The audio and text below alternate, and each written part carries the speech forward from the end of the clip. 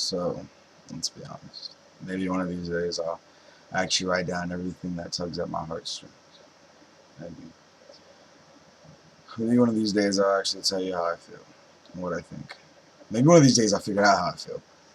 When that day comes, trust me, actually, you can.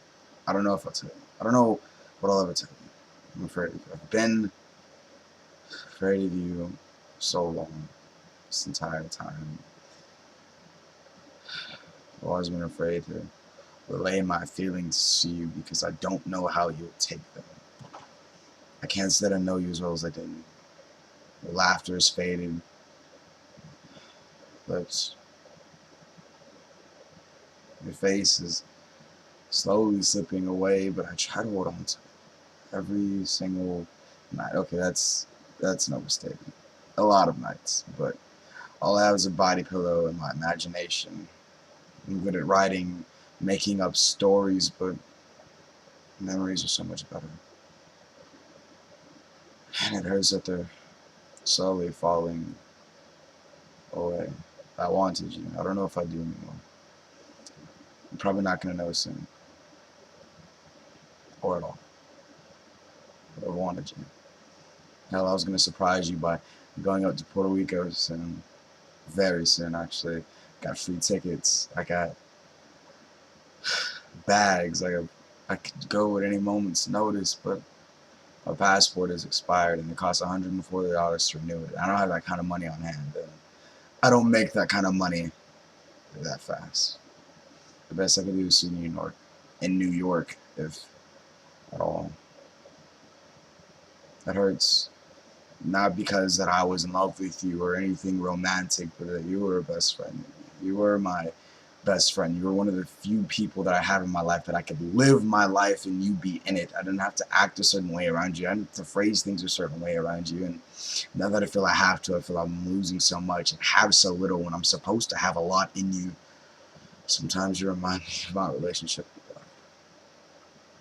That I do stupid things and pointless things at times I don't need to, that I never need to, that I can actually trust you and don't have to worry where things are going to go, because every time I talk to you after I tell you something I'm afraid to, things end up being fine.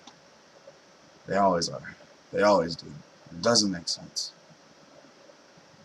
I'm still worried because there's always a future and there's always different courses and choices that can be chosen and followed. I'm afraid that one of my days these words will spin your compass in a different direction, or maybe God will take you out of my life in some kind of way that destroys me entirely. I'm afraid that He's going to use you to make me grow closer to Him. He has before. He has more than once, more than twice. A lot, actually. You were one of the biggest defining moments when it came to Him.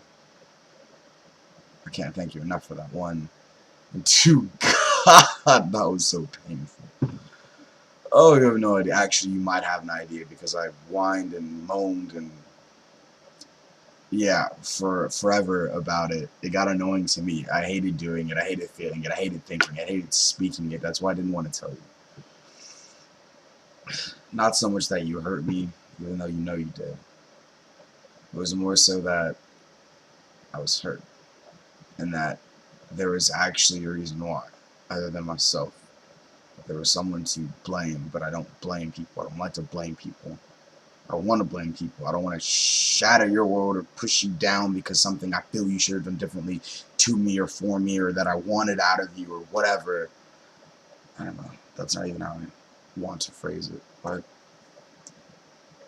it hurt. It hurt a lot. I still don't know how to think of this. I actually don't know. You pass mine every so often. It passes my mind so often. Our relationship status, if we even have a relationship or a status for it, we never did, really. Things just kind of flew open. I remember that day when we came back in like December or so, or was it February?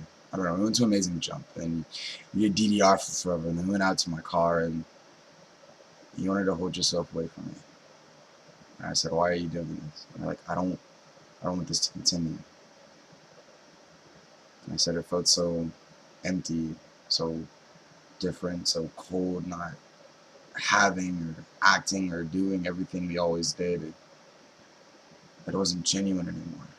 That it became a certain way you had to act instead of just being ourselves the way we always were, which is why I think and hoped and prayed that you would be my wife, because you were my first experience of that. And now I've got Bradley here and maybe some other people. I don't know. But I know Bradley's here for sure. My mom as well. And you were first.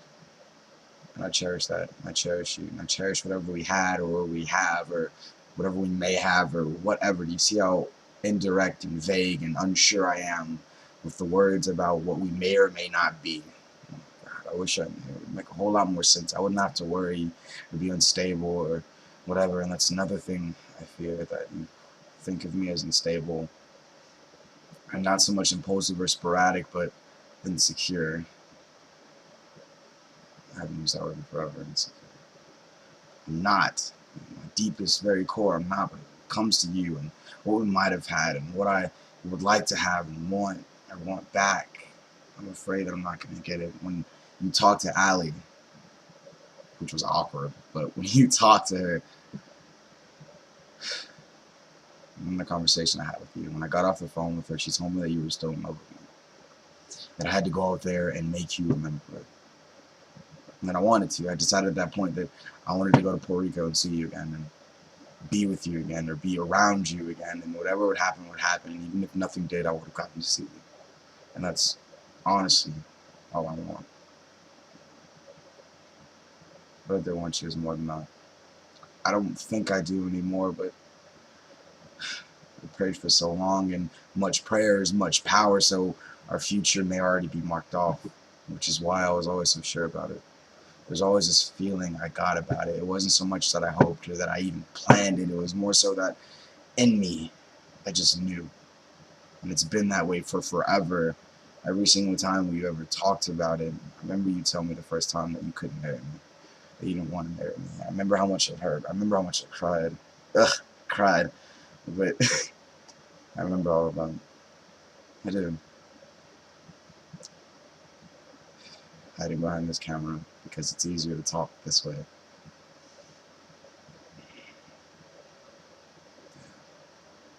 I don't know. There's probably 1,000 other things I could tell you about this right now, but they don't come to mind, and I guess you can just wait for another video if you even care to watch this.